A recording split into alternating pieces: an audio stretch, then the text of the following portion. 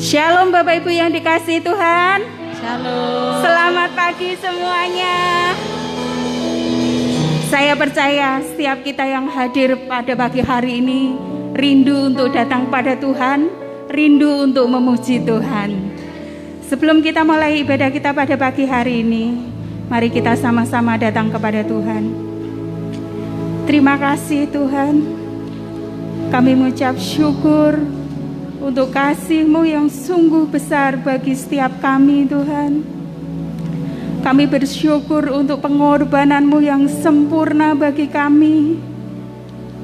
Anugerah-Mu yang sungguh besar bagi setiap kami Tuhan.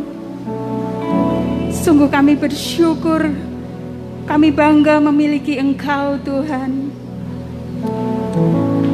Pada pagi hari ini kami mau datang kepada Tuhan. Kami mau nyatakan syukur di hadapan Tuhan. Kami mau bawa pujian hanya kepada Engkau Tuhan. Bertatalah atas puji-pujian yang kami naikkan. Hadir bagi kami di tengah-tengah kami pada pagi hari ini Tuhan.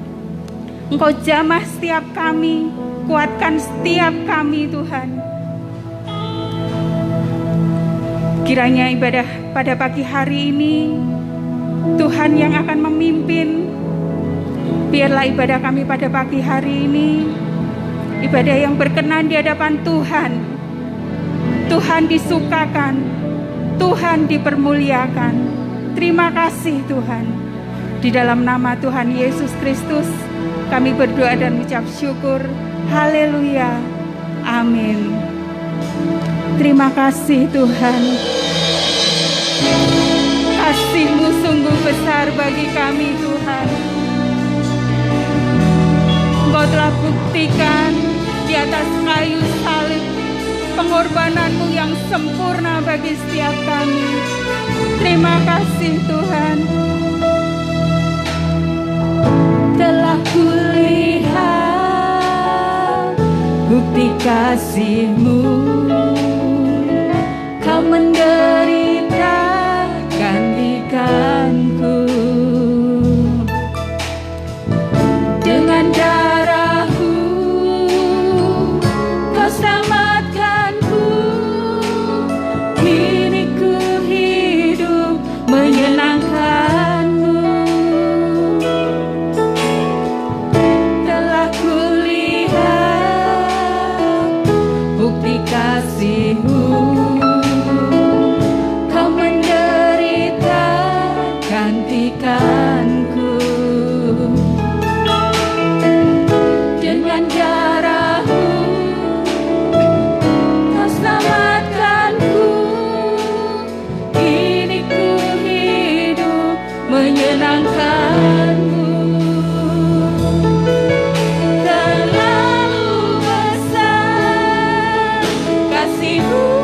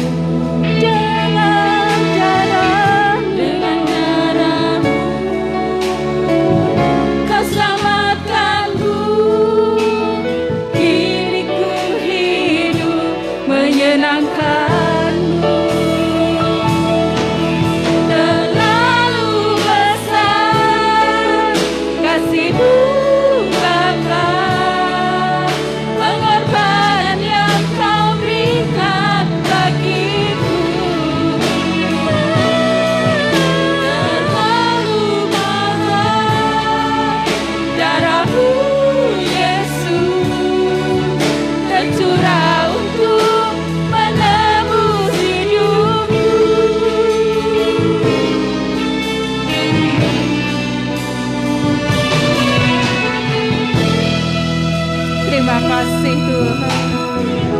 Telah kulihat bukti kasih-Mu, Kau menderita gantikanku dengan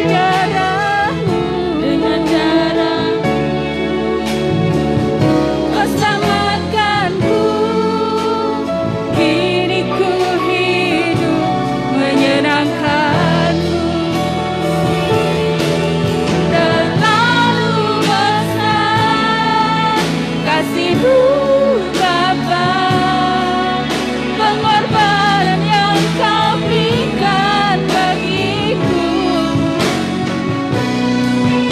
Terlalu mahal darah-Mu Yesus, tercurah untuk menebus hidupku. Terlalu besar kasih-Mu Bapa, pengorbanan yang Kau berikan bagiku. Terlalu mahal darah-Mu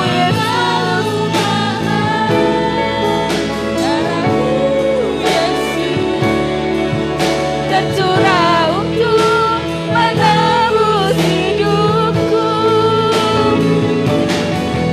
Terlalu besar kasih-Mu Bapa, pengorbanan-Mu Tuhan Kau berikan bagiku. Terlalu mahal darah-Mu Yesus, tercurah untuk menebus hidupku. Tercurah untuk menebus hidupku. Tercurah untuk menebus hidupku. Haleluya. Terima kasih Tuhan. Kasih Yesus untuk pengorbanan-Mu, untuk kasih-Mu yang besar. Haleluya.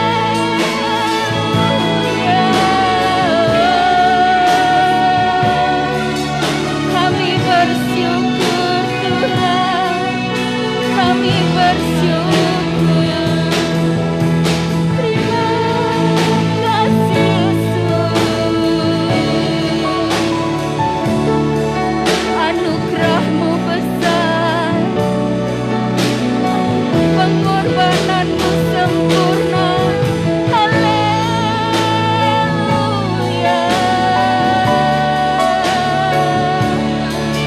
Terima kasih Yesus. Haleluya. Kami bersyukur Tuhan. Kami mau tinggikan Engkau, kami mau agungkan Engkau. Haleluya. Terima kasih Tuhan. Bagi-Mu segala pujian.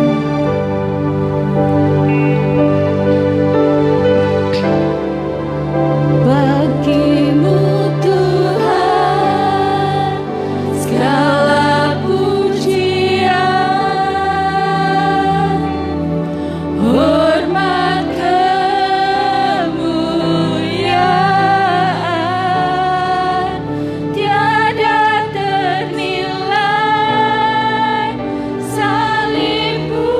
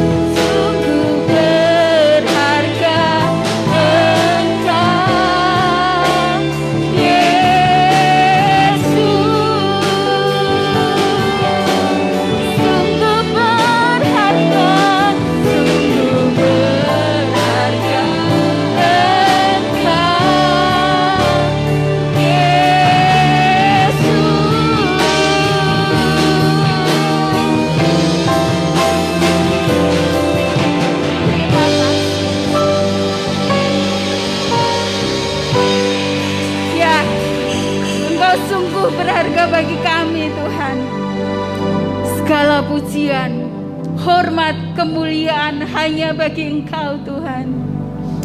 Terpujilah namamu Yesus. Setiap kita yang siap untuk memuji Tuhan bersama katakan amin. Saya mengundang jemaat untuk bersama bangkit berdiri. Berikan salam satu dengan yang lain. Lambaikan tangan Bapak Ibu Saudara. Ya, Tuhan Yesus baik bagi kita semua, amin. Dialah segalanya bagi kita. Haleluya.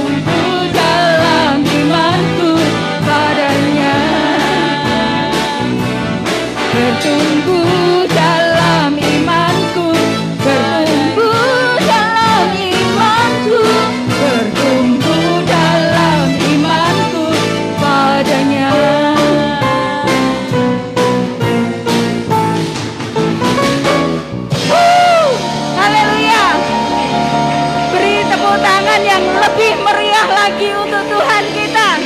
Haleluya. Dia Tuhan yang maha kuasa. Dia Tuhan yang maha mulia. Haleluya.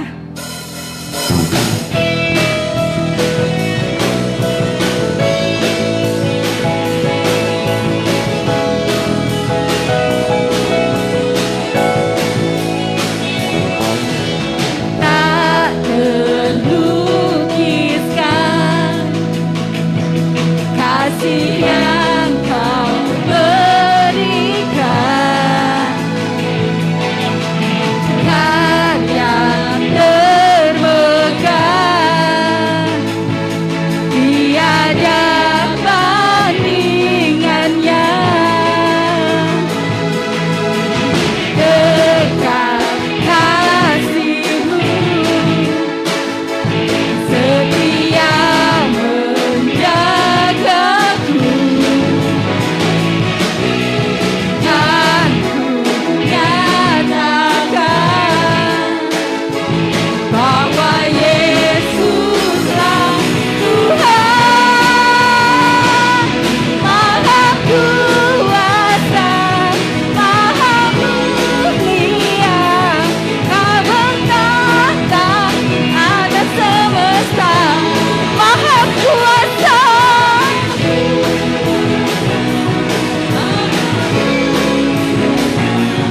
Dulu sekarang sampai selamanya.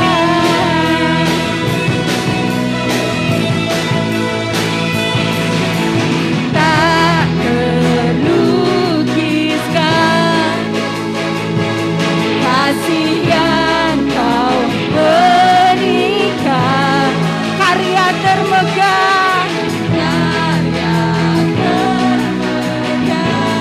tiada bandingannya.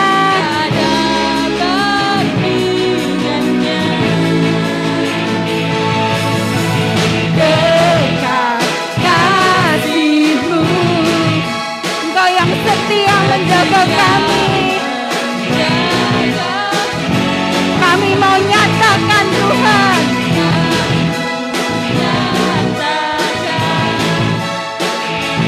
bahwa Yesuslah Tuhan, Maha kuasa, Maha mulia, Kau bertahta atas semesta.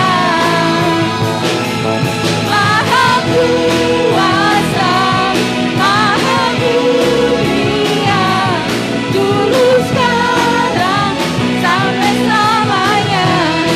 Maha kuasa, Maha kuasa, Maha mulia, Kau bertahta atas semesta. Haleluya. Maha kuasa, Maha mulia, dulu sekarang sampai selamanya. Jemaat saja ya. Maha kuasa, Maha mulia, Kau bertahta atas semesta. Maha kuasa, Maha mulia, dulu sekarang sampai selamanya. Maha kuasa, Maha kuasa, Maha mulia, Kau bertahta atas semesta. Maha kuasa, Maha mulia, dulu sekarang sampai selamanya. Dulu sekarang sampai selamanya. Dulu sekarang sampai selamanya.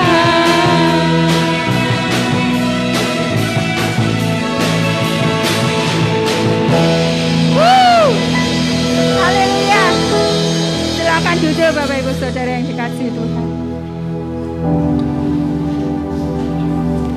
Terima kasih Tuhan Yesus. Sungguh kasih-Mu sungguh besar bagi setiap kami. Tidak ada kasih yang lebih besar di dunia ini selain kasih-Mu Tuhan. Terima kasih Tuhan. Kami percaya Engkau akan terus menuntun di dalam langkah hidup kami. Hari depan yang indah Engkau sediakan bagi kami, dan rancangan-Mu yang terbaik bagi kami. Terima kasih Tuhan.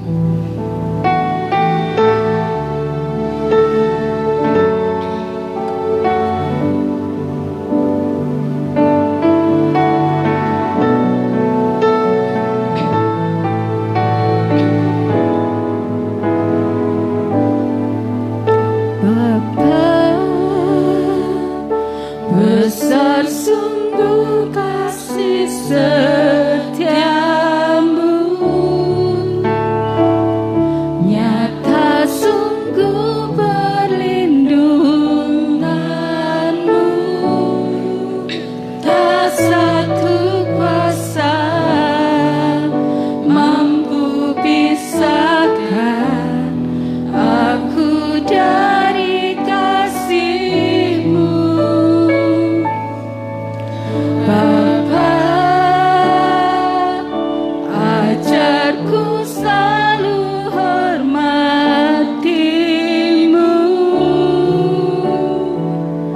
ajarku tunduk perintah-Mu, berikan ku hati untuk menyembah-Mu dan bersyukur setiap waktu, seperti Bapa sayang anaknya. Demikianlah Engkau mengasihiku,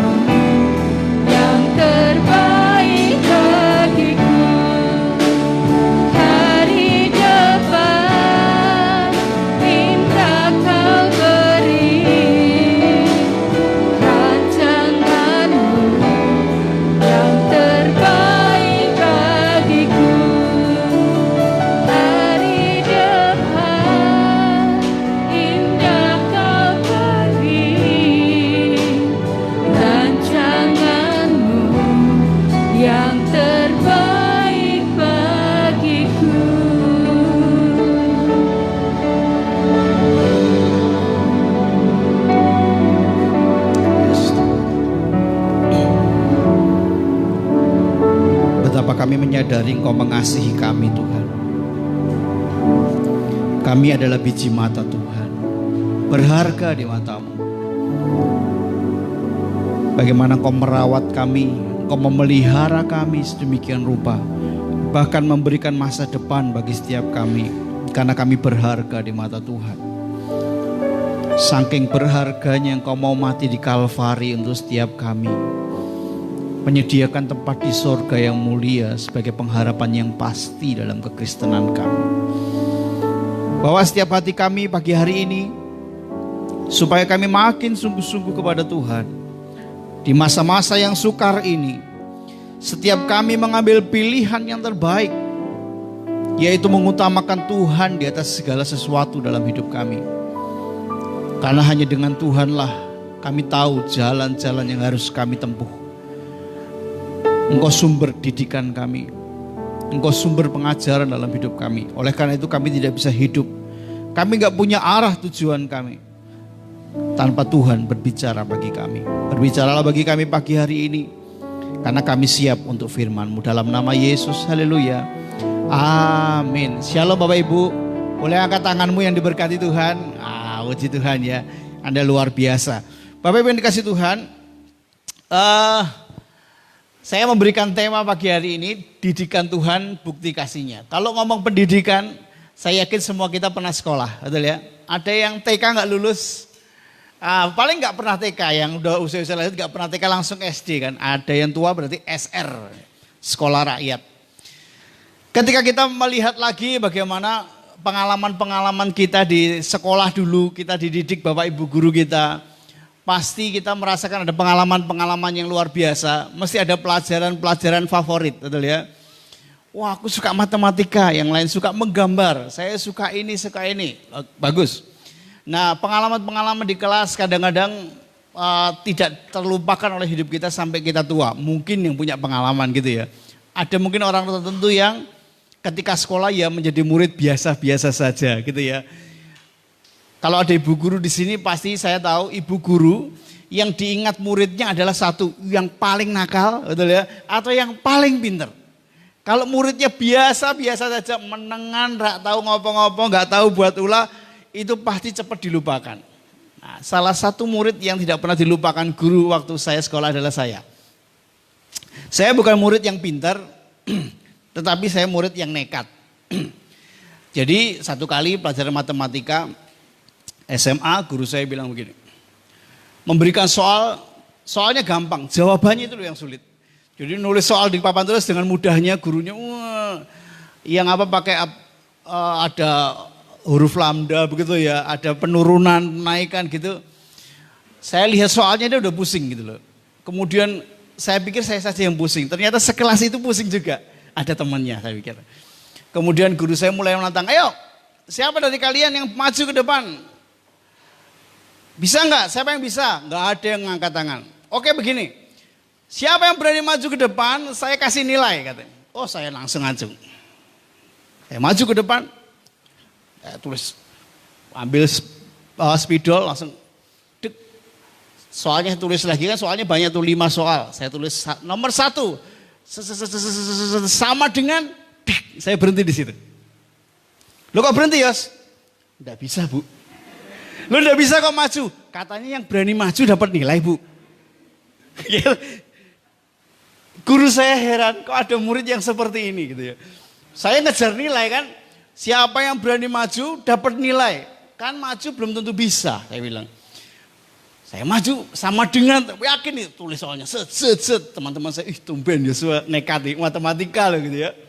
Saya maju, sama dengan, saya diem berapa detik. Guru memperhatikan, ini saya mikir gitu ya. Diam, lama-lama gak bergerak gitu ya. Kemudian guru, Yes, kok diam? Nggak bisa Bu. Loh kok maju? Katanya kalau maju dapat nilai Bu. Guru saya, tulis, ini sudah saya tulis Bu. Terus gimana? Bu tolong dibimbing ya Bu. Kemudian gurunya yang ngomong, caranya tulis dulu. X per ini saya tulis. Terus gimana? Nah gimana Bu terusnya Bu? Gitu ya. Ya dimasukkan angkanya, selesai. Sama dengan hasilnya. Bisa gitu? Bisa Bu, terima kasih untuk bimbingannya. Saya kira guru saya, aduh orang ini gitu ya, ada murid yang satu ini. Dan itu masih diingat ketika saya suatu kali berkunjung ke sekolah dan ketemu guru matematika saya ini. Kemudian dia ketawa, Yosua ya, gitu ya. Saya masih ingat loh. Guru matematika saya masih ingat sampai hari ini. Guru matematika SMA waktu wali kelas 3 namanya Pak Giono. Beliau sekarang melayani di GI Atlogosari. Kami pertemanan di Facebook maupun Instagram. Kami sering chattingan. Beliau guru matematika yang paling sabar ngadepi saya khususnya. Jadi satu kali Praepta itu namanya Praepta. Semua ujian IC, bayangkan itu zaman Habibie jadi menteri, jadi tidak ada soal ABCD. Bayangin anak-anak. Kalau anak muda sekarang menolong kan cap cip tuh ya ABCD.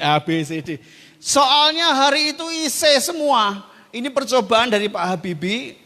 Semua harus IC supaya anak-anak berpikir. Lah kalau umpamanya bahasa Indonesia IC itu kita masih bisa mengarang, betul ya. Lah matematika kok IC, kon ngarang-ngarang opo gitu ya. Semua membuat dengan ini akhirnya nilai seluruh sekolah itu jelek. Anak-anak kelas 3. Tapi lebih jelek saya. Jadi ada kriteria 10 terjelek di bawah dipanggil kepala sekolah. Karena mau Eptanas nilai matematika kok 1,5 katanya gitu. Saya menjelekkan diri saya sendiri ya. Nilai matematika kok 1,5. Kemudian dipanggil, manggilnya itu enggak satu-satu Bapak Ibu. Ada speaker gitu loh ya. Perhatian, untuk nama-nama berikut ini silakan. Jadi nama semua itu muncul kelas-kelas sebelah, adik kelas itu tahu nama yang dipanggil.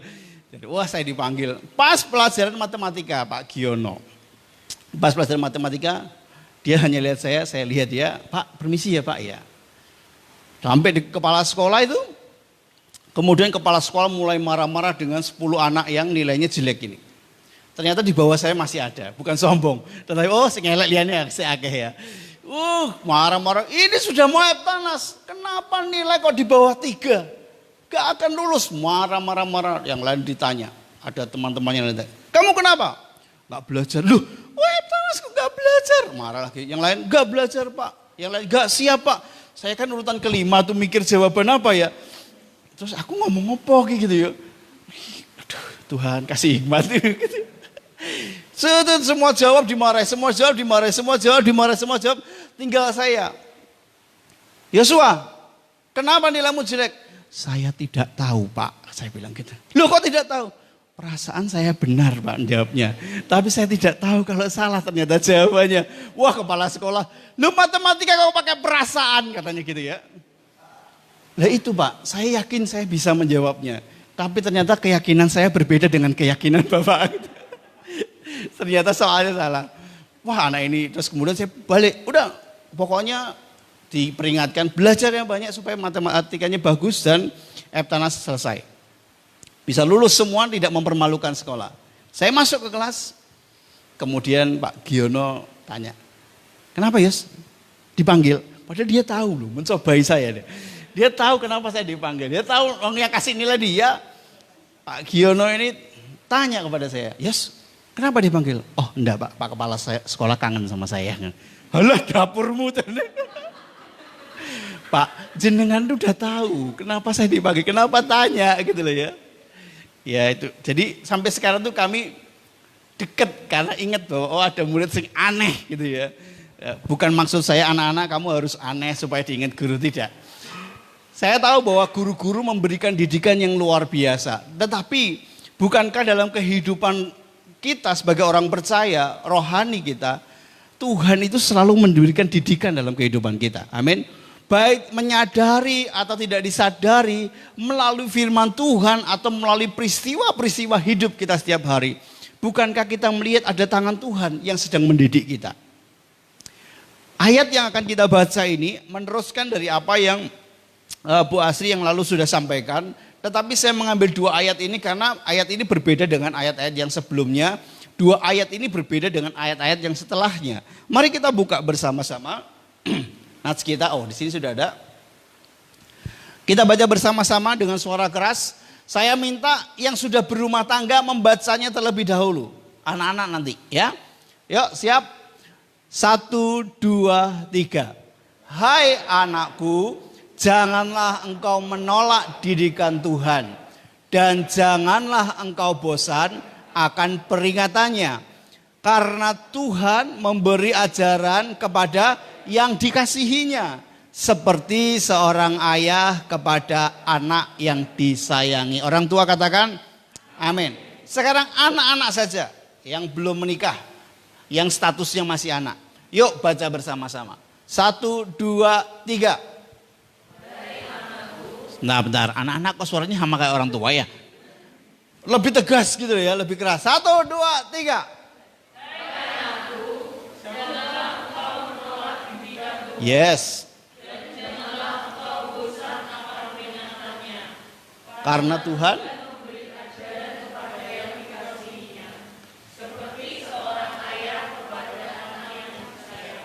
amin. Nah, perhatikan di sana, luar biasa ya, firman Tuhan ini mengingatkan kepada kita untuk jangan menolak didikan Tuhan.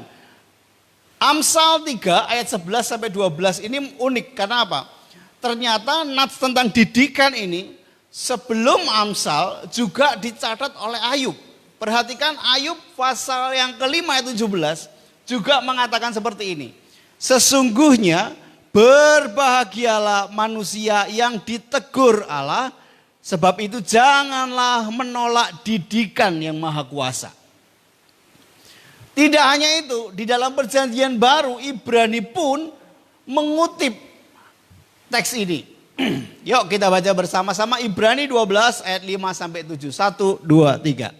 Dan sudah lupakah kamu akan nasihat yang berbicara kepada kamu seperti kepada anak-anak? Hai anakku, janganlah anggap enteng didikan Tuhan, dan janganlah putus asa apabila engkau diperingatkannya. Karena Tuhan menghajar orang yang dikasihinya, dan ia menyesah orang yang diakuinya sebagai anak.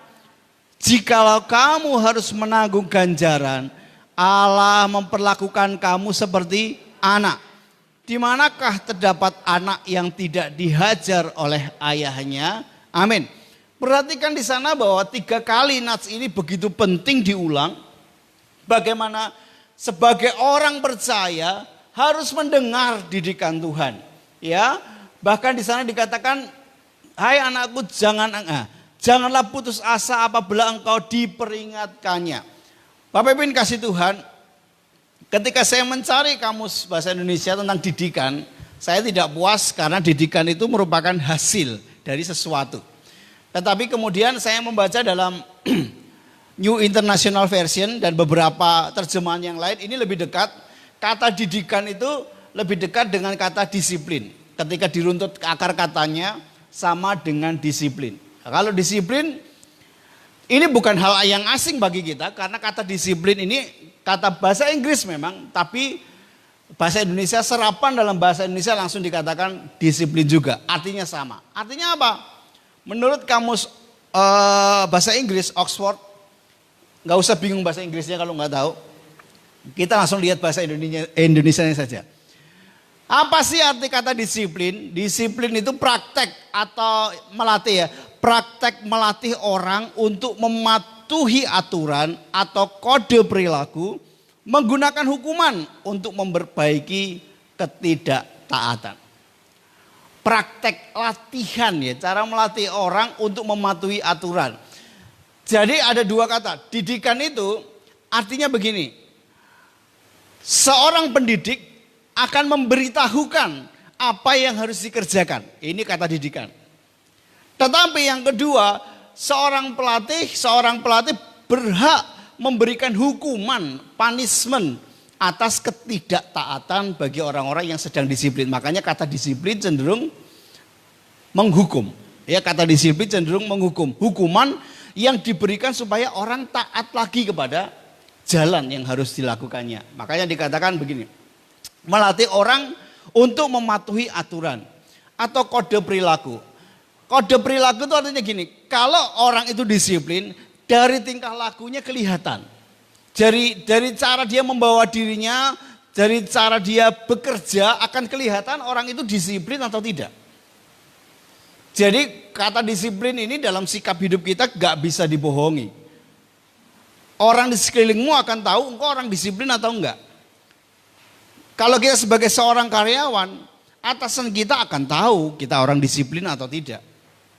Contoh, apakah ada bapak-bapak dan ibu-ibu yang bekerja masuknya jam 8. Absennya jam 8 lebih 5 menit. Atau ada enggak zaman sekarang masih ada titip absen? Itu menandakan bahwa orang ini enggak disiplin. Mungkin zaman dulu, zaman saya masih kerja, bisa titip absen yang pakai kartu tuh jeglek ya Bapak Ibu ya. Pak Yos titip absen. Jeglek 745 jeglek ya. Jadi dia datangnya 8 lebih 10. Dan ironisnya orang yang selalu terlambat itu rumahnya paling dekat dengan kantor.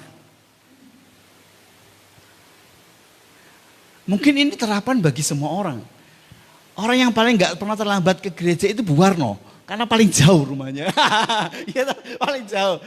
Nomor 1, kadang nomor 2. Paling dekat, karena rumahnya jauh. Yang dekat biasanya sering terlambat. Nah gitu ya. Ini contoh disiplin. Apakah kita disiplin? Bapak Ibu yang dikasih Tuhan. Kata disiplin ini tadi saya katakan bahwa, oh iya, yang pertama adalah bagaimana seseorang mengajari atau pemimpin mengajari. Tuhan mengajari kita melalui firman Tuhan yang didengungkan setiap minggu, mungkin setiap hari Bapak Ibu dengar lewat YouTube, hamba-hamba Tuhan menyampaikan hal yang penting dengan firman Tuhan. Ini bahan didikan bagi kita. Tetapi, Nats pagi hari ini juga mengajarkan, jangan bosan menerima didikan dari Tuhan yang berupa punishment atau hukuman.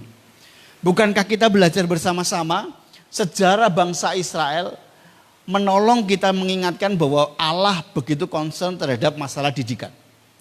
Ketika bangsa Israel jatuh dalam dosa, dia jauh dari hadapan Tuhan, melakukan penyembahan berhala, Allah marah. Tapi karena Allah mengasihi bangsa Israel, Allah memberikan disiplin. Makanya ada istilah pembuangan. Dijajah oleh negeri lain, oleh kerajaan lain. Sekian waktu lamanya. Contoh yang terkenal adalah di Mesir. Bangsa Israel sampai menjerit di hadapan Tuhan. Oh, tolong kami, bebaskan kami, ampuni kami. Teriakan itu sampai kepada Tuhan, Tuhan ampuni. Tetapi perhatikan kitab Hakim-Hakim menceritakan bahwa dosa itu berulang terus bangsa Israel. Berdosa, minta ampun, diampuni. Kemudian Allah memberikan berkat, giliran sudah enak hidupnya, jatuh lagi ke penyembahan berhala, gak setia lagi kepada Tuhan. Tuhan disiplin lagi, begitu terus menerus. Tapi perhatikan, Allah terus melakukan disiplin demi disiplin. Supaya mereka tahu bahwa Allah mengasihi bangsa Israel. Dasar dari mendisiplin, Tuhan mendisiplin kita itu hanya satu dasarnya, yaitu kasih. Betul? Perhatikan nats yang digunakan oleh Amsal. Kata pertama dikatakan, hai anakku. Kenapa kata ini penting bagi kita? Kata hai anakku ini menunjukkan suatu hubungan yang begitu dekat. Seperti orang tua yang sedang menasehati anaknya. Dan anak adalah buah kasih dari kedua orang tuanya. Amsal, ya, Salomo menggunakan kata hai anakku. Bukan berarti Salomo menasihati anak-anak secara jasmania. Tetapi Salomo sedang mau menggambarkan betapa sebuah nasihat itu sangat penting dan sangat baik dilakukan kepada sesuatu hubungan yang sangat dekat. Bapak Ibu, nasihat sebaik apapun, tapi kalau Bapak Ibu gak punya hubungan yang dekat, gak bisa diterima. Tetapi dengan hubungan yang dekat, nasihat sekeras apapun bisa diterima karena punya kedekatan. Kalau Bapak Ibu Saudara punya sahabat, Anda kan dekat dengan sahabat. Kalau dengan sahabat kan kita gak sungkan ngomong gini, salah kowe iki. Aja ngono. Karena apa? Kita dekat. Kuwi salah aja mbok lakoni. Tetapi kalau engkau gak dekat, ketika ngomong baru kenal, salah itu mas, jangan, gegeran. Kita akan emosi dan ini sapa ora kenal kok menasihati aku, akan terjadi sesuatu yang buruk. Nasihat ketika disampaikan di sebuah lembaga pemasyarakatan tidak begitu banyak berarti. Karena apa? Dasarnya bukan kasih, karena hukuman dan tidak ada hubungan yang dekat. Makanya penting sekali gambaran nanti dikatakan ini seperti orang tua kepada anak yang menasehati. Ada ayah atau ibu yang gak pernah menasehati anaknya? Gak ada, pasti nasihat. Ada bahkan anak-anak yang ngeluh nasihatnya kebanyakan sampai muntah-muntah. Setiap hari nasihat terus ya.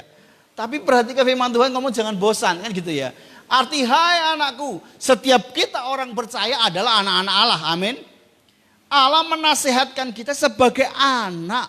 Artinya apa? Orang tua berhak loh menasehati anak. Sehingga kita sebagai anak harus menerima bahwa nasihat ini baik. Nasihat ini baik karena yang menasehati kita itu orang tua kita, orang yang dekat dengan kita. Bahkan firman Tuhan berkata kita menyebut Tuhan itu ya Aba ya Bapa. Hubungan kita orang percaya itu dekat dengan Tuhan. Maka nasihat-nasihat yang diberikan Tuhan adalah baik dan kita bisa menerimanya. Kata yang kedua digunakan, Tuhan memberikan ajaran kepada yang dikasihinya.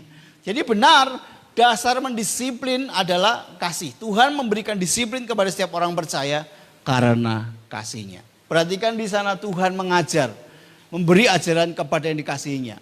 Disiplin atau ajaran Tuhan adalah salah satu bukti bahwa dia mengasihi kita. Kadang-kadang ini kontras dengan kita yang sedang berbuat kesalahan. Tuhan, kenapa toh hukumannya berat banget gitu loh. Ini aku lagi pengen melakukan apa yang aku inginkan. Tapi bagi Tuhan gak cocok nak. Ini salah, ini dosa. Maka Tuhan mendisiplin kita. Mungkin kita mengalami kesengsaraan, didisiplin secara ekonomi, pekerjaan kita susah, pendapatan kita susah. Kadang-kadang hal itu sebenarnya mengingatkan kita, kowe salah, sadarlah gitu loh ya.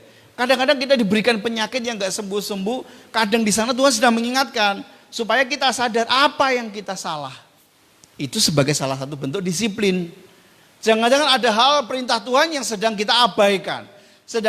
Jangan-jangan ada kelakuan kita sedang menyakiti hati Tuhan.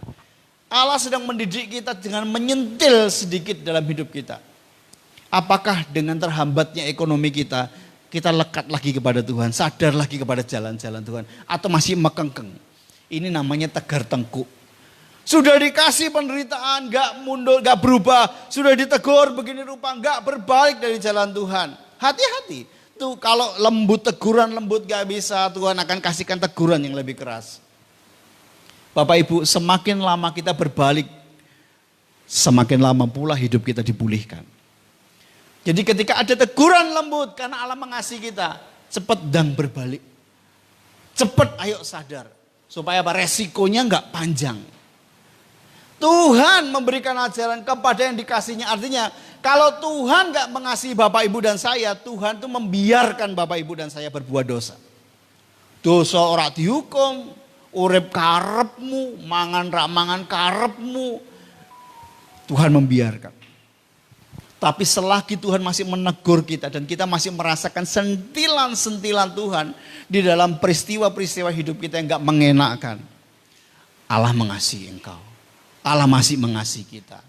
Ayo jadilah sensitif dengan rencana Tuhan. Jangan-jangan ini karena aku salah. Jangan-jangan karena ini aku salah di hadapan Tuhan. Maka Tuhan menegur aku dengan cara yang bermacam-macam. Bapak Ibu yang dikasihi Tuhan, mendisiplin kita karena Tuhan mengasihi kita. Yang ketiga dikatakan gini. Seperti seorang ayah kepada anak yang disayanginya. Disiplin Tuhan digambarkan oleh peran ayah gitu ya. Bagaimana ayah atau orang tua, di sana kenapa dikatakan ayah? Karena memang latar belakang kitab, budaya kitab itu patrialisme. Artinya laki-laki diutamakan, bukan berarti perempuan nggak ada. Tapi dalam teks Alkitab selalu laki-laki, ayah. Tetapi saya berpikir bukan karena kebetulan, tetapi memang ayah adalah sumber dalam keluarga. Harusnya ayah itu juga yang memberikan nasihat kepada anak-anaknya. Jadi perhatikan bapak-bapak. Apakah engkau masih menasihati anakmu sampai hari ini? Atau hanya menjaga yang penting rukun pak, orang gegeran. Tapi engkau gak menanamkan nilai-nilai, gak ngajari apapun kepada anaknya. Berarti engkau gak sayang kepada anakmu. Yang penting golek duit, anak-anakku jajan tak kei. Minta McD tak belikan, gitu ya, minta motor tak belikan, sekolah tak bayari. Apakah itu bukti sayang? Salah satunya iya. Tapi ada hal yang paling penting adalah ketika bapak-bapak dan orang tua semuanya memberikan didikan yang benar kepada anaknya. Ingat kata disiplin tadi, melatih. Apa yang kau sudah latih kepada anak-anakmu? Terutama melatih anak-anak takut akan Tuhan. Banyak orang tua seringkali mengeluh, anakku ngene, anakku ngono, anakku ngene. Tetapi pertanyaannya, kau sudah melatih anakmu belum? Gitu ya. Saya membuka sedikit aib keluarga, bukan aib ya, rahasia keluarga kami. Kami di rumah lebih bukan lebih senang, tetapi kalau kami khususnya contoh kepada VB. Ketika kami buat aturan kepada VB, kami mau latih sesuatu kepada dia, mungkin dia berontak, tetapi kami gegeran. Kami sampaikan bahwa ini loh, yang benar ini, nasihat ini, lakukanlah, ini yang terbaik, contoh. Kami buat keputusan, baik kamu liburan, bangun paling siang 7:30. Itu kan bagi anak muda sulitnya setengah mati. Tetapi kami nggak mau tahu, kami ajarin ketika dia udah mulai bangun kesiangan, kami nasihati, tapi akhirnya menjadi habit. Sebelum 7:30, jam 7 dia sudah bangun. Dan apa yang dilakukan? Bantu orang tua. Bantu ini, bantu itu, bantu ini, bantu itu. Dan kami bersyukur dampaknya luar biasa. Anak ini, VB ini nggak angel kalau disuruh gitu loh ya. Jadi biasa bantu apa, makanya kemudian bantu saking seringnya bantu masak, dia bisa masak sendiri. Sampai hari ini saya kemarin upload di status bahwa dia bisa masak beberapa menu, bahkan yang kami minta, Kak masak ini ya Kak, oh iya dia yang masakin, saya belanjakan bahan-bahannya, dia yang masakin, kami menikmati semua rumah. Gunanya apa? Kelak ketika berumah tangga dia nggak kaget bahwa perempuan itu bisa masak dan harus bisa masak. Saya ingat ada satu senior saya ketika menikah, rumah tangga 10 hari berantakan. Gara-garanya apa? Cucian baju itu menumpuk setinggi gunung, ya Gunung Merapi mungkin. Jadi pakaian di lemari itu udah kosong. 10 hari hanya makan mie sambil memendam rasa jengkel. Si perempuan berpikir, aku kan masih di bojo. Bojoku kan sayang sama aku. Pasti nanti aku dimasain dong gitu ya. Si laki-laki sama berpikirannya. Aku kan sudah punya istri, enak dong bangun tidur mesti ada yang masain. Malam-malam lapar ada yang minta tolong dimasain mie. Ternyata harapan itu sia-sia. Si suami berpikir enak aku rak ngumbai dewe saiki karena aku sedih bojo. Yang perempuan juga enak aku punya suami yang baik, santai. Berarti nanti suamiku yang nyuciin baju. 10 hari gegeran gara-gara baju kosong lemari. Menumpuk semua baju di sini dan saling menuduh dan saling menuntut. Yang perempuan aku gak biasa cuci baju. Yang perempuan apa meneh aku wong lanang lah. Terus apa maksud dikeke Pak RT ini? Kan gitu ya. Tidak dipersiapkan bahwa kehidupan rumah tangga akhirnya berbalik menyerang tidak begitu indah karena untuk ini ya rumah tangga ya. Hanya aku tuh dididik ibuku selama ini jadi babu. Ngumbahke pakaianmu toh. Gitu ya. Karena Pak salah persepsi, gak pernah dilatih, gak pernah dididik. Bapak Ibu yang dikasih Tuhan, ayo kita latih anak-anak kita. Kalau kita orang tua, selagi anak-anak masih ada di rumah, kita punya tanggung jawab melatih. Mulai SMA kami putuskan yang namanya VB harus cuci baju sendiri. Resik kuwi kelambimu. Dan dilakoni. Sampai sekarang dia membersihkan pakaiannya sendiri, nyuci baju sendiri. Pertama berat, nyuci 5 menit selesai, nyuci apa gitu ya. Kemudian ibunya mulai gini loh, nak ajari, yuk nyuci bareng, gini cara nyikat begini. Memang harus ada korban, yuk ngajari, ini namanya disiplin. Mengajari dulu, baru kita akan melihat hasil bahwa anak-anak itu dilatih bisa gitu ya. Jangan dibiarkan, ayo ajari. Jangan merasa takut gegeran, gegeran enggak apa-apa, yang penting nilainya ini baik. Anak-anak kita ajari. Prinsip anak-anak itu ya mager. Ya prinsipnya males gerak hari ini. Nek iso tuh pakaian ki nglempet dhewe gitu ya kan gitu ya. Buka baju semua rapi gitu ya. No, harus mulai dilatih. Bapak Ibu sendiri akan tahu kapan melepas anak-anaknya, harus mandiri. Enggak selamanya orang tua bisa menolong. Bapak Ibu yang dikasih Tuhan, mulai latih. Contoh, ini yang kami lakukan. Enggak harus seperti kami, tapi kalau Bapak Ibu enggak mau sengsara ya lakukan. Ada begitu banyak beberapa orang tua yang saking sayangnya sama anak kemana-mana dianterin. Anak enggak dilatih naik motor sendiri, anak enggak dilatih ini. Akhirnya ketika dua kerepotan, kuliah harus nganterin. Mah jemput aku mah jam 09.00 bengi belajar kelompok nanti. Mah anterin aku perpustakaan ke sana. Mah terus kasihan kan mamanya. Dengklek. Mulai ajari naik motor, ajari supaya anak ini bisa mandiri ke depan. Itu contoh didikan. Jadi Bapak Ibu, seperti Tuhan mendidik kita karena Tuhan sayang kepada kita. Didiklah anak-anak yang ada dalam hidup kita sebagai bukti bahwa kita sayang kepada mereka. Ini yang firman Tuhan katakan, sebab tidak ada orang tua yang mendidik karena dia jahat. Ada yang Bapak Ibu mendidik karena balas dendam? Enggak ada kan? Karena pengen anaknya besok punya masa depan yang baik. Oleh karena itu saya ngomong kepada anak-anak hari ini, engkau yang masih anak-anak, coba introspeksi. Adakah hidupmu yang sudah dilatih orang tua? Ayo mulai berubah, melatih diri. Dengar didikan orang tua, ojo dibantai terus. Dialog yang baik, kalau yang salah siapa, yang benar siapa, orang tua tidak selamanya benar. Tetapi selagi itu didikan yang baik, lakukan. Kadang-kadang bermasalahnya karena tidak sesuai dengan habit saya. Aku rasa seneng ini, tapi belum tentu itu salah. Anak-anak yang dikasih Tuhan, dengar didikan nasihat orang tuamu. Orang tua mari berlatih bersama-sama, memberikan ajaran, memberikan didikan kepada anak-anak. Hal yang sehari-hari yang saya mau katakan. Begitu juga dengan bagaimana anak-anak dilatih takut akan Tuhan. Minggu ke gereja. Ada apa? Nggak bisa. Minggu harus ke gereja. Jumat didorong kalau anak muda, yuk ikut youth dulu. Kamu jangan kemana-mana. Sore nanti, malam nanti ibadah youth harus datang. Ini salah satu didikan, disiplin yang harus kita tegakkan. Kalau nggak nurut, HP sita. Dia akan mati seperti ikan dikeluarkan dari kolam tuh.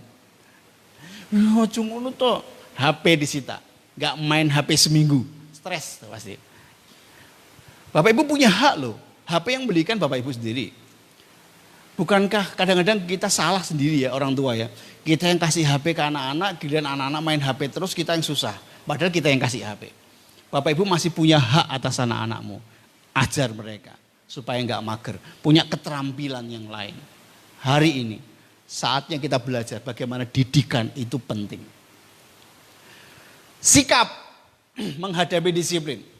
Perhatikan firman Tuhan berkata, jangan tolak didikan. Ketika anak-anak menolak didikan orang tua dosa. Firman Tuhan ngomong jangan, ini kalimat perintah. Jangan tolak didikan Tuhan. Karena Tuhan mengasihi kita. Begitupun kita orang-orang dewasa. Ketika Tuhan mendidik kita memang gak sesuai dengan daging kita. Gak enak. Sementara yang lain ibadah, tawaran wisata bergelimpangan. Yo wisata, yo iki lo mumpung ini mumpung sepi. Uangnya mumpung ada. Kita lebih memilih ini.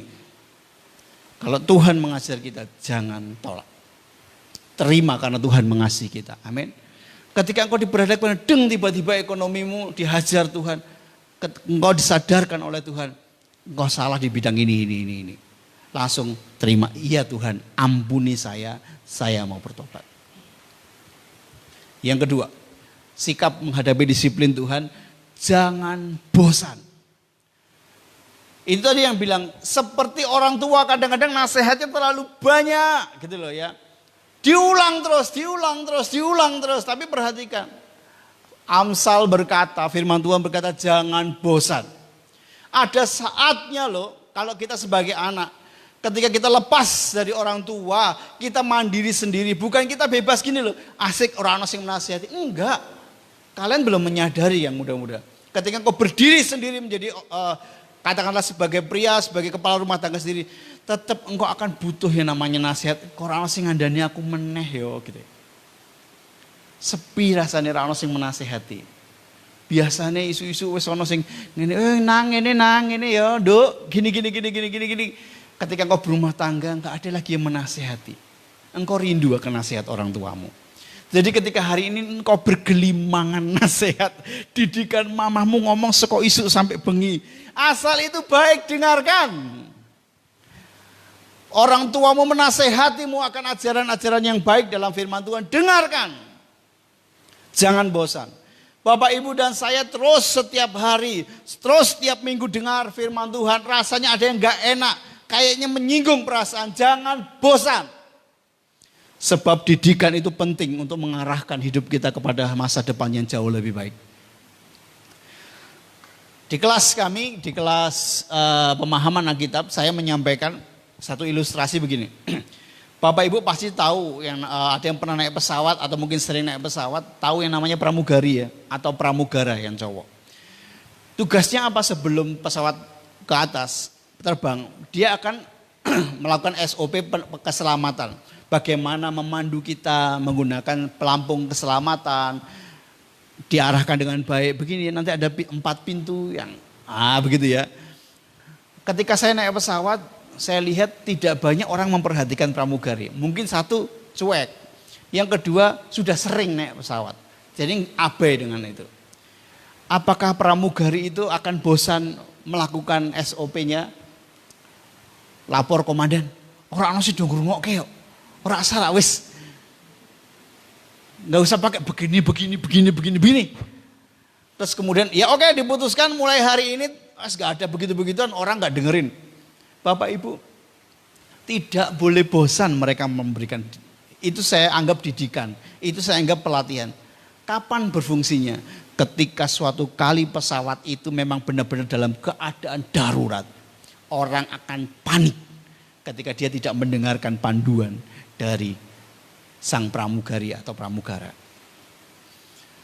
Dalam kehidupan kekristenan kita, dalam kehidupan rohani, Allah itu mendidik berlimpah-limpah. Anda yang suka nonton khotbah di YouTube, dididik firman Tuhan di sana. Hari Minggu, hari Selasa, hari Kamis, hari Jumat. Dengar firman Tuhan. Tapi belum tentu loh orang dengar firman Tuhan itu melakukannya. Ada orang yang mulai jenuh dengan firman Tuhan. Suatu kali kami makan suike arteri waktu itu masih ada di sana. Saya dengar ada sekelompok orang dari gereja yang terbesar di Semarang. Mulai pas makan mulai wah, firman Tuhan iya koyo ngene iki lho. Cerita pengalaman ngene iki lho. Mosok cerita kok Musa, Yusuf kuno. Wih, ini rakno hukum tak wampek cangkeme ini. Jadi golongan ini adalah golongan orang yang ceritakan saja apa pengalamanmu. Ada satu pendeta yang cerita pengalaman dari awal sampai akhir. Itu penting. Bosen cerita Musa, Yusuf gitu. Bukankah firman Tuhan itu, teladan-teladan hidup itulah yang menolong kita hidup benar, menjadi teladan. Saya mau katakan, jangan bosan dengar firman Tuhan. Pengalaman saya, pengalaman hamba Tuhan itu relatif. Ada benernya, ada enggaknya. Kadang lurus, kadang menggok. Tetapi firman Tuhan selalu lurus dan benar. Jadi jangan pernah bosan dengan didikan Tuhan. Saya sudah tahu Amsal, saya sudah ini. Jadilah telinga seorang murid. Buka telinga lebar-lebar bahwa aku haus dan lapar akan kebenaran firman-Mu. Maka setiap firman yang ditanamkan berguna bagi kehidupan kita dan mengubahkan kita. Orang yang selalu berkata saya sudah tahu, gak bisa dinasehati. Orang yang bilang sudah tahu, gak bisa belajar. Dan tidak punya keinginan belajar karena sudah tahu. Kalau kita mau terima didikan Tuhan, punyailah hati, jangan bosan. Aku haus, aku belum tahu. Semakin kita belajar firman Tuhan, semakin kita merasa bahwa kita belum banyak tahu. Tetapi orang yang gak banyak baca firman, orang yang hanya berdasarkan pikiran merasa banyak tahu. Dia bisa berkata banyak hal, tapi tindakannya gak sesuai dengan firman. Karena apa? Dia tidak belajar firman dengan benar. Beberapa anak-anak Tuhan murtad diawali dari menjauh dari firman Tuhan. Semua dalam pikirannya, semua hal dipikirkannya tidak dikonfirmasi dengan firman Tuhan. Sehingga satu kelak banyak hal yang berbenturan dengan hidupnya, memilih jalan untuk Alkitab tidak masuk akal. Beralih ke ajaran yang lain. Yang jauh lebih tidak masuk akal. Bapak Ibu yang dikasih Tuhan. Jangan bosan terima didikan Tuhan. Telan saja. Ngerti nggak ngerti, terima. Itu firman Tuhan. Baca Alkitab saya nggak mudeng Pak. Jangan berhenti baca Alkitab. Baca terus. Kadang-kadang pas khotbah, dengerin khotbah saya nggak mudeng Pak. Dengar saja. Imani saja. Jangan bosan. Ketika kau mulai jenuh, engkau akan jauh dari Tuhan. Saya yakin. Jenuh ibadah akan memutuskan gak ibadah. Jenuh dengan firman gak akan dengar firman tapi dengarnya yang lain. Hati-hati dengan awal kejenuhan. Yang ketiga yang terakhir. Sikap yang benar orang Kristen menghadapi disiplin. Jalani bersama Tuhan. Ibrani 12 ayat 7 menjelaskan kepada kita. Ketika Allah mendisiplin, Allah tidak membiarkan kita. Allah masih menaungi kita. Allah ada bersama dengan kita. Iya, Dia menghukum kita atas dosa dan pelanggaran kita. Tetapi di dalam dosa dan konsekuensi dosa yang sedang kita jalankan, ada Tuhan yang bersama dengan kita. Tuhan gak seperti musuh kita. Yang mengharapkan kejatuhan kita, setelah kita jatuh, Dia akan berkata, syukur kapokmu kapan? Tidak. Tuhan itu Allah sebagai Bapa yang mengasihi kita orang-orang yang percaya. Ketika kita salah didisiplin Tuhan, ada konsekuensi yang kita lakukan. Tetapi ketika kita berat, tertatih-tatih melakukan konsekuensi itu, Bapak Ibu percaya bahwa ada Tuhan yang menolong kita, memampukan kita untuk kita melewati konsekuensi itu. Walaupun itu salah kita, walaupun itu dosa kita, tapi Tuhan tetap mengasihi kita. Bapak Ibu dikasih Tuhan, sampai sekarang kalau kita lihat bagaimana Israel yang secara kasat mata menjengkelkan, tindakan-tindakannya kadang-kadang arogan. Tapi lihat, Allah tidak pernah mengingkari firman-Nya bahwa Israel itu umat kepunyaan Allah. Umat kesayangan Tuhan. Tuhan akan bela ketika ada orang lain yang masuk, orang lain yang mengganggu Israel. Tapi perhatikan, berarti Israel bebas dari penghukuman. Tidak. Allah menghajar sendiri bangsa Israel. Itu urusannya Tuhan. Tapi jangan bangsa lain yang menghajar bangsa Israel. Dia anak kepunyaan Tuhan. Sama dong dengan kita Bapak-bapak. Kalau anak kita nakal, boleh nggak orang lain menghajar anak kita? Kita panggil Pak RT kon gebui anak itu. Nggak mau. Kalaupun harus saya pukuli, saya akan pukuli karena dia salah, ini anak saya. Tapi kan saya nggak akan nyuruh Pak Satpam atau siapa untuk mukuli. Pak tolong Pak, pukuli anak saya. Enggak, ini anak kita. Kalau salah kita yang berhak mendisiplin, kita yang berhak menghajar. Tapi dasarnya apa? Karena kita mengasihi supaya berubah. Inilah prinsip yang Tuhan sedang ajarkan kepada kita. Mungkin Bapak Ibu dan Saudara hari ini hidupmu lagi berat karena engkau didisiplin oleh Tuhan. Sadari apa kesalahanmu, yuk bertobat bersama-sama. Jangan tolak ajaran Tuhan, hajaran Tuhan. Jangan tolak disiplin Tuhan. Anak-anak muda pun mengalami hal yang sama. Engkau berurusan dengan Tuhan. Kalau engkau hari ini disiplin, kesulitan hidupmu karena engkau jauh dari Tuhan. Sadar. Jangan tolak disiplin Tuhan. Ingat bahwa Tuhan masih mengasihi kita. Terima dengan baik, jangan bosan. Dan yakini bahwa Tuhan bersama-sama dengan kita menjalaninya. Amin. Jadilah kuat, jadilah anak-anak Tuhan yang hidup dalam disiplin Tuhan, diatur, ditolong Tuhan, supaya semuanya untuk kebaikan kita dan karena Tuhan mengasihi kita. Amin. Kita tundukkan kepala bersama-sama.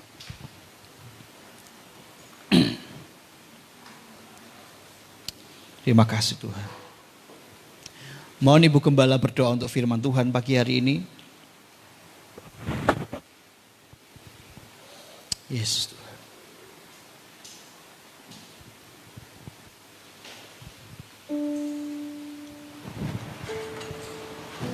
Mari kita berdoa bersama-sama. Bapa kami yang baik, kami bersyukur kepada Tuhan untuk firman Tuhan yang kami dengar pagi hari ini. Bapa, selama ini dalam pengiringan kami kepadamu, kami menjadi anak-anak yang cakap bersyukur untuk setiap pertolongan dan kasih sayang Tuhan di dalam hidup kami. Pagi ini tambahkan juga kecakapan bagi kami untuk cakap bersyukur ketika Tuhan mendidik kami kepada jalan-jalan Tuhan. Firman-Mu berkata bahwa jalan Tuhan bukan jalan kami, pikiran Tuhan bukan pikiran kami. Kehendak Tuhan tidak selalu mewakili kehendak kami. Keinginan Tuhan tidak selalu menggambarkan keinginan kami. Tetapi firman-Mu berkata, kehendak Tuhanlah yang terbaik, karena Engkaulah yang jauh lebih mengetahui siapa kami daripada kami sendiri. Dan firman-Mu berkata bahwa kehendak Tuhanlah yang terbaik, jauh lebih baik dari yang kami percayai itu baik bagi kami. Karena Engkau Allah jauh mengenal, mengetahui siapa kami lebih daripada diri kami sendiri.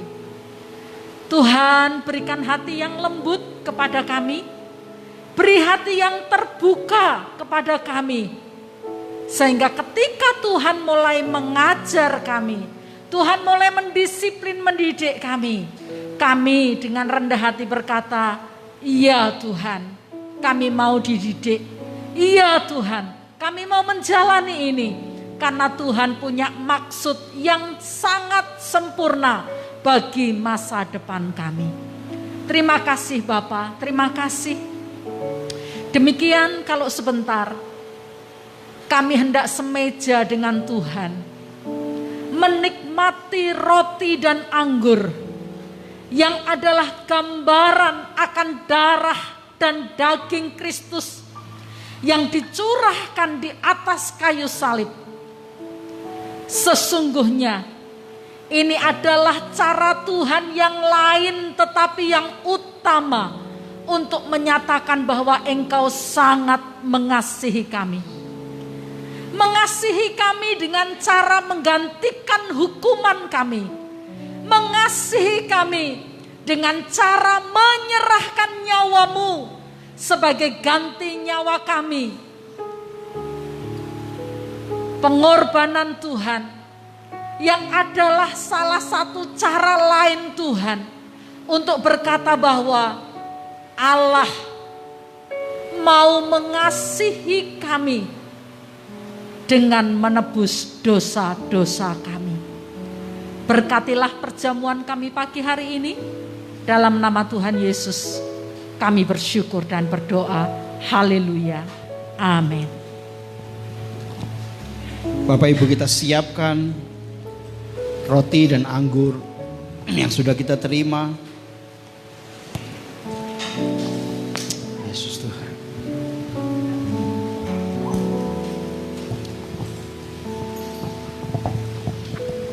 Telah kulihat bukti kasih-Mu, Kau menderita gantikanku. Yes, dengan darah-Mu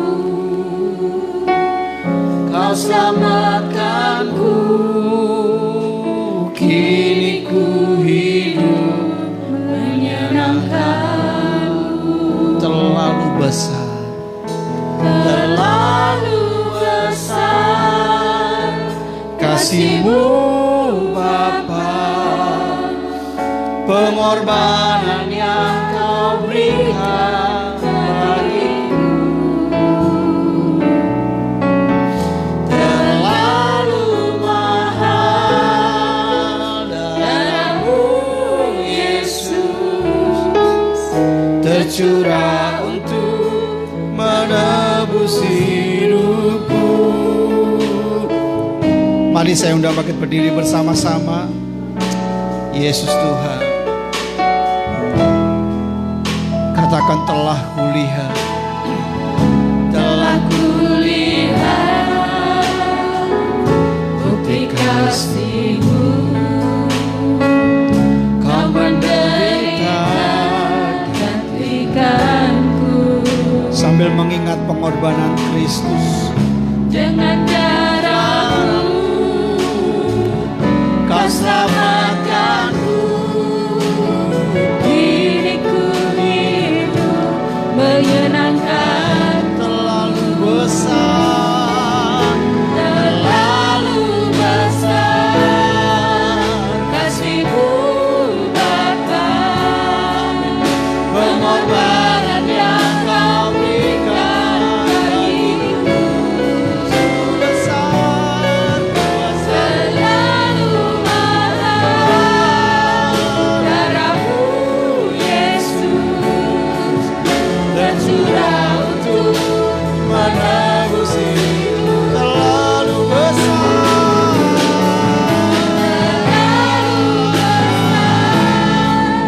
kasih-Mu Bapa. ya Tuhan, pengorbanan yang Kau berikan bagiku Yesus. terlalu mahal. Darah-Mu Yesus Tercurah untuk menebus tercurah untuk menebus hidup. Tercurah menebus hidupku.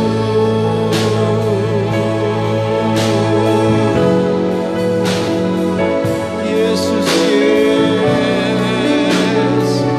Mari bersama-sama ingat pengorbanan Kristus. Yesus, terima kasih Tuhan. Yesus, terima kasih. Haleluya. Engkau baik Tuhan, Engkau baik.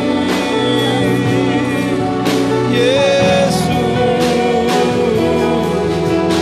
haleluya, haleluya, haleluya. Ketika kami mengingat Kalvari, kami mengingat salib.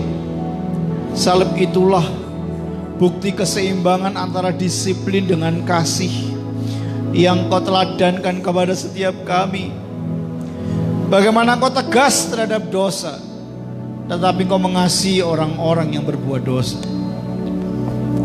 Itu pula yang kami rasakan pagi hari ini Tuhan. Kami orang berdosa, seharusnya kami yang binasa. Seharusnya kamilah yang harus disalib karena dosa dan pelanggaran kami. Tapi karena kasih-Mu yang besar, Engkau menggantikan kami. Kami bersyukur Tuhan, kami bersyukur.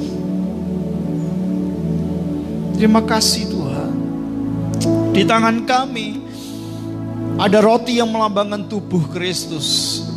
Kami terus mengingat bagaimana tubuh-Mu tercabik-cabik oleh cemeti, oleh cambuk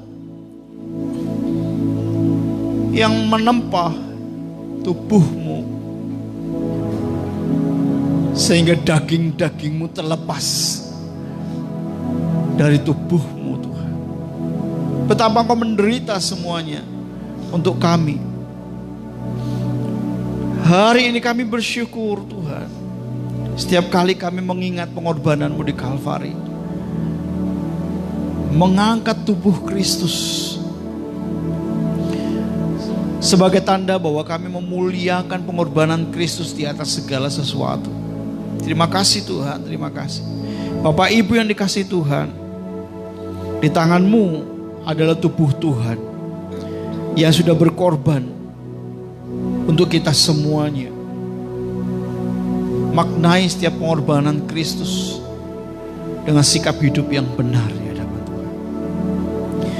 Firman Allah berkata, sebab apa yang telah kuteruskan kepadamu, aku terima dari Tuhan, yaitu bahwa Tuhan Yesus pada malam waktu Ia diserahkan, mengambil roti, dan sesudah itu Ia mengucap syukur atasnya.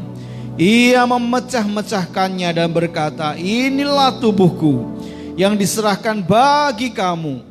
Perbuatlah ini menjadi peringatan akan aku. kita makan bersama-sama di dalam nama Tuhan Yesus Kristus.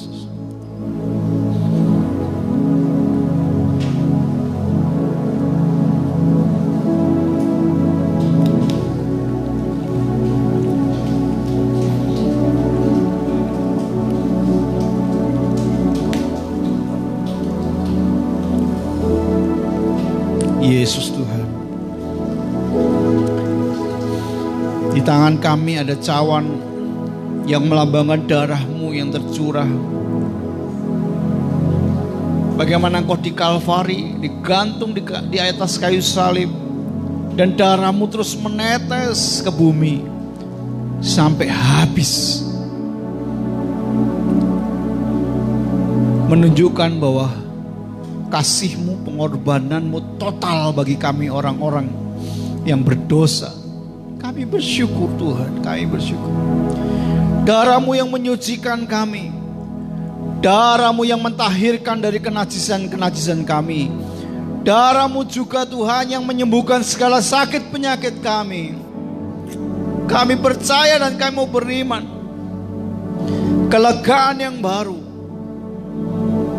hati yang baru Engkau berikan ketika kami bersama-sama dalam pengorbanan Kristus di Kalvari.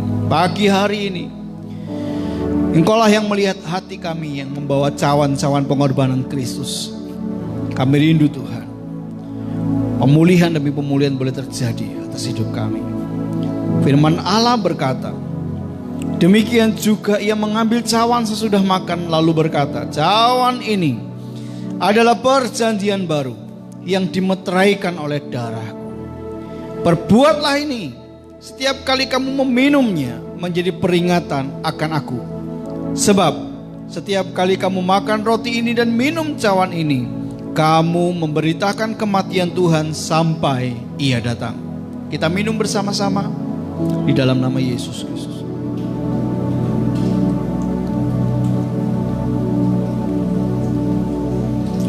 Mari bersyukur di hadapan Tuhan. Terima kasih Tuhan. Engkau baik. Terima kasih Tuhan. Terima kasih. Ada pengharapan yang baru karena Kalvari. Ada pengharapan yang baru di tengah penderitaan-penderitaan yang harus dihadapi.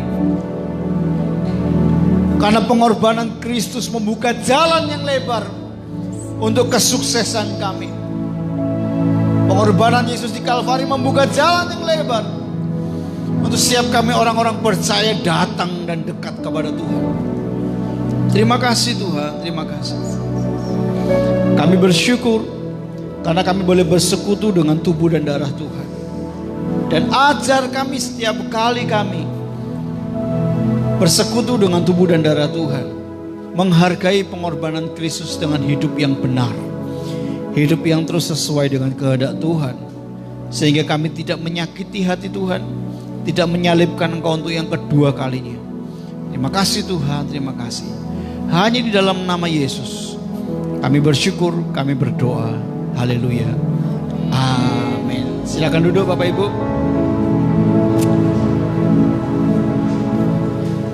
Puji Tuhan. Sebelum ibadah kita akhiri, ada beberapa pengumuman yang perlu kita perhatikan. Kegiatan sepekan gereja kita hari Minggu, hari ini sekolah minggu masih online, nanti linknya akan kami bagikan. Kemudian dilanjutkan hari Senin ada kado bersama dengan keluarga Ibu Suroso. Nanti kita konfirmasi ya Bu, jam berapa dan sistemnya bagaimana, nanti kita sepakati. Hari Selasa 7 Agustus September ya harusnya ya. Merdeka terus ya. 7 September ibadah wanita Maria. Pujian Ibu Untung, doa syafaat Ibu Ronald, pembicara Ibu Asri, tempat di ruang serbaguna jam 6:30 malam. Mari ibu-ibu bergabung saling menguatkan di dalam Tuhan. Kamis 9 September ada kelas pemahaman Alkitab ruang serbaguna. Jam 18.30. Biasanya Rabu, karena hari Kamis kosong kita ganti hari Kamis ya. Hari Jumat 10 September ibadah Yud jam 7 malam di tempat ini. Makin semangat, makin suku-suku dengan Tuhan ya anak-anak muda kita.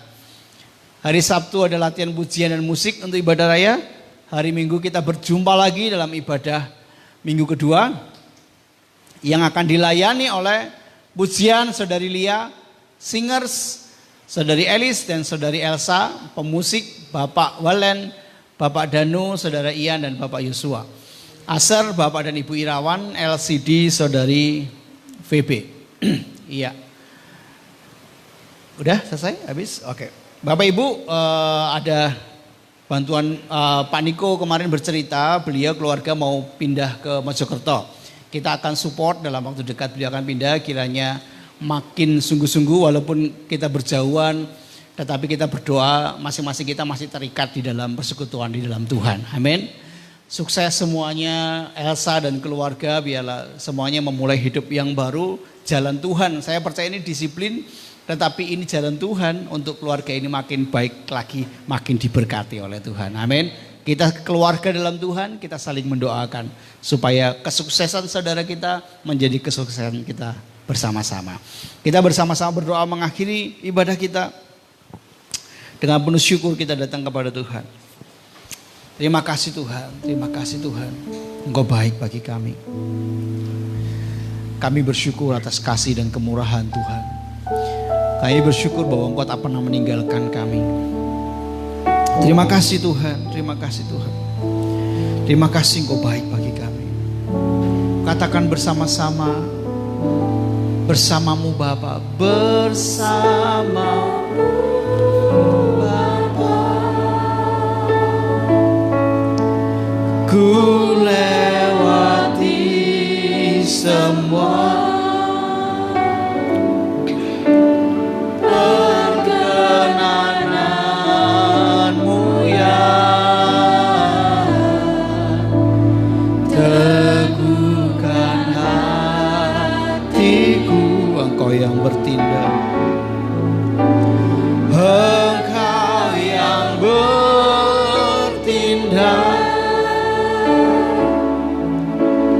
memberi pertolongan.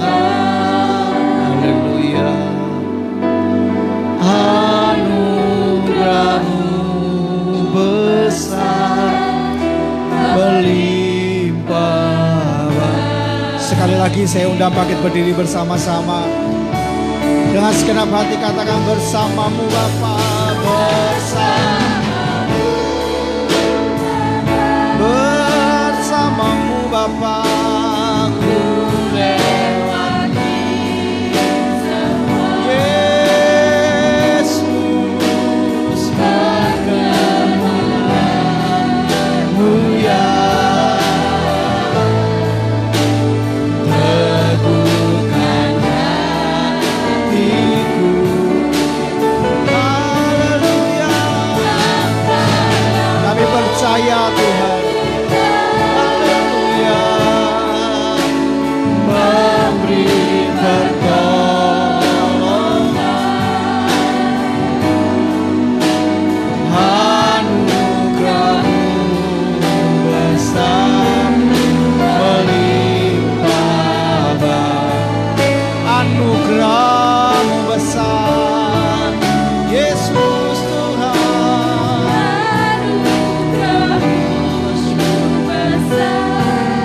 Melimpah baik. Anugerah-Mu besar Tuhan. Anugerah-Mu besar melimpah bagiku. Yesus Tuhan. Ya Tuhan. Kami percaya Engkau bersama-sama dengan kami menghadapi segala sesuatu yang kami harus hadapi. Tapi Tuhan bersama-sama dengan kami, memberi kekuatan, memberi pertolongan. Kami percaya dan aku berdoa sebagai hamba Kristus. Biarlah setiap jemaat yang hadir, baik di tempat ini maupun di rumah, hari-hari ini terus merasakan bahwa kedekatan dengan Tuhan. Tuhan hadir, merasakan kehadiran Tuhan dalam setiap kegiatan mereka. Sehingga ada kenyamanan, ada kekuatan, ada pengharapan, yang mereka rasakan. Hidup tidak dikuasai oleh kekhawatiran, tetapi dikuasai oleh kedaulatan Tuhan yang kuat. Yes Tuhan, terima kasih. Bapak Ibu Saudara, sekarang pulanglah. Terimalah berkat yang daripada Tuhan. Bapak Ibu yang dikasih Tuhan, pulang dan jadilah berkat dimanapun engkau berada. Jadilah berkat karena engkau hamba-hamba Kristus yang ditempatkan di tempat yang Tuhan sudah sediakan. Diberkatilah sekolahmu, diberkatilah pekerjaanmu, diberkatilah kesehatanmu, diberkatilah keluargamu, ditambah-tambahkan kebahagiaan. Diberkatilah semua peran-peran dalam hidupmu, dijadikan berhasil, dijadikan berkat untuk kemuliaan nama Tuhan. Apapun yang kau harapkan, apapun yang kau cita-citakan untuk kemuliaan Tuhan, diberkati oleh Tuhan dan dibuat menjadi berhasil.